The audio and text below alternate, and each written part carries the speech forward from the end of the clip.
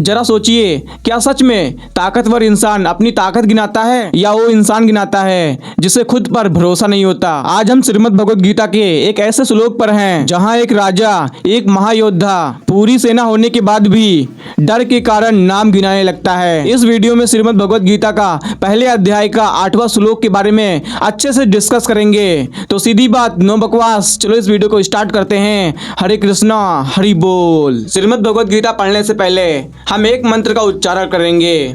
ओम नमो भगवते वासुदेवाय, ओम नमो भगवते वासुदेवाय, ओम नमो भगवते वासुदेवाय। आप सभी को भी श्रीमद् भगवत गीता पढ़ने से पहले इस मंत्र का 3 बार उच्चारण करना है। तो सबसे पहले हम श्लोक का उच्चारण करेंगे। तो पहले अध्याय का 8वां श्लोक है, भगवान भीष्मश्च कर्णश्च कृपश्च समितिंजय अश्वत्थामा विकर्णश्च सौमदत्तियस्त्यैव च। तो ये तो हो गया श्लोक। अब इसका हम अर्थ समझेंगे। यह जो श्लोक है वो दुर्योधन बोल रहा है अपने गुरु द्रोणाचार्य से। कहता है, मेरी सेना में स्वयं आप, भीष्म, कर्ण, कृपाचार्य, अश्वत्थामा, विकर्ण तथा सोमदत्त का पुत्र भूरिश्रवा आदि हैं जो युद्ध में सदैव विजयी रहे हैं। ये तो अर्थ हो गया। और अब हम श्रीमद् भगवत गीता को साइकोलॉजिकल माइंड से समझेंगे। 7वें श्लोक में दुर्योधन ने द्रोणाचार्य से कहा था, अस्माकं तु विशिष्टा तान् निबोध द्विजोत्तमा नायका मम सैन्यस्य संज्ञार्थम तान् ब्रवीमिते। 7वें श्लोक में दुर्योधन द्रोणाचार्य से कहा था कि हमारे सेना में भी महान महान योद्धा हैं। और 8वें श्लोक में उन सभी महान योद्धाओं के नाम को गिनाता है। और जितना भी हमारी स्क्रिप्ट है मैंने अपने फोन में लिख रखा है, तो इसी के साथ में आप सभी के साथ में शेयर करूंगा। युद्ध शुरू होने वाला ही है और दुर्योधन ना ही रणनीति बना रहा है, ना ही अपने सेना को तैयार कर रहा है। कर क्या रहा है? अपनी सेना के नाम गिना रहा है। क्यों द्रोणाचार्य को नहीं पता कि भीष्म कौन है, कर्ण कौन है, अश्वत्थामा कौन है? फिर नाम क्यों? क्या एक टीचर को अपने स्टूडेंट की परख नहीं होती? उनको नहीं पता कि ये कितने पानी में है? अपने स्टूडेंट की शक्ति नहीं पता होती? एक बात हमेशा याद रख लेना, नाम तभी गिनाए जाते हैं जब भरोसा कमजोर होता है। इस श्लोक में सबसे पहले आता है भगवान। भगवान का मतलब होता है आप स्वयं। वो अपने गुरु द्रोणाचार्य से कह रहा है आप स्वयं, मतलब आप स्वयं युद्ध में लड़ने के लिए तैयार हैं। आप स्वयं ज्ञानी हैं। सबसे पहले दुर्योधन द्रोणाचार्य का ही नाम लेता है। इसका मतलब उसे डर है कि द्रोण दिल से पांडवों के साथ है। वो गुरु को याद दिला रहा है, आप हमारी तरफ है ना।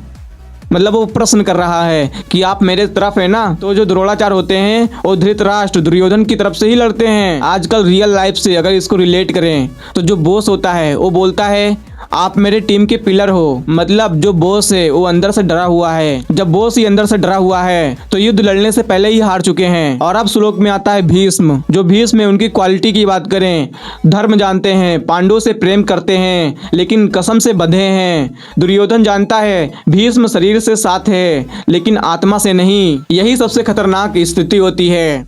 और अब आते हैं कर्ण। कर्ण की अगर क्वालिटी की बात करें, पूरी तरह दुर्योधन के साथ लेकिन धर्म के साथ नहीं। गीता यहाँ कहती है अहंकार को पहचान लेता है, इसलिए दुर्योधन को सबसे ज्यादा भरोसा कर्ण पर है। और अब आते हैं कृप और अश्वत्थामा। अश्वत्थामा भवानात्मक गुस्सैले।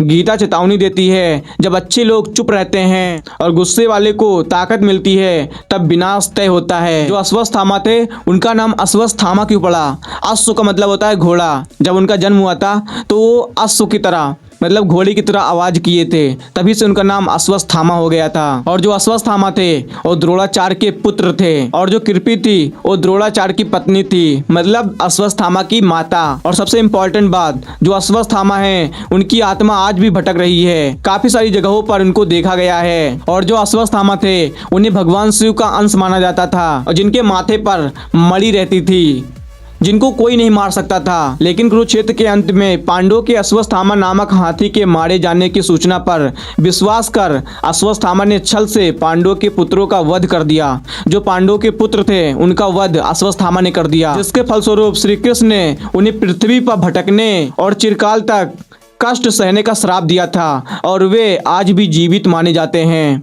काफी सारी जगहों पर इनको जीवित देखा गया है। और जब पांडवों की तरफ से धृष्टद्युम्न ने इनके पिता द्रोणाचार्य का वध कर दिया था। उसी का बदला लेते हुए अश्वत्थामा ने पांडवों के पुत्रों को मार दिया था। और अब आते हैं विकर्ण। आप सभी को पता है, मैंने पिछले वीडियो में बता चुका हूँ, धृतराष्ट्र एक अंधे राजा थे और उनके 100 पुत्र और एक पुत्री थी। जो विकर्ण था वो कौरव होते हुए भी द्रौपदी के अपमान का विरोध किया। मतलब द्रौपदी कौन थी? द्रौपदी जो थी वो द्रुपद की पुत्री थी और 5 पांडवों की पत्नी थी। तो जो विकर्ण था वो द्रौपदी के अपमान का विरोध किया।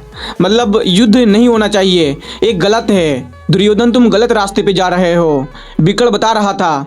लेकिन दुर्योधन को बहुत अच्छे से पता था धर्म की आवाज अपने घर में भी डर पैदा कर सकती है। अगर आप अधर्म करते हैं तो धर्म की आवाज आपके घर में भी डर पैदा कर सकती है। इस श्लोक का अगर कोर पॉइंट देखें, मेन पॉइंट देखें, अधर्म की सेना में लोग साथ होते हैं लेकिन मन अलग अलग। जहां धर्म नहीं वहां यूनिटी मजबूरी होती है। आजकल ऐसी स्थिति आ जाती है कि लोग अपनी भलाई गिनाने लगते हैं कि मैंने आपके साथ में ऐसा किया, मैंने तुम्हारे साथ में ऐसा किया।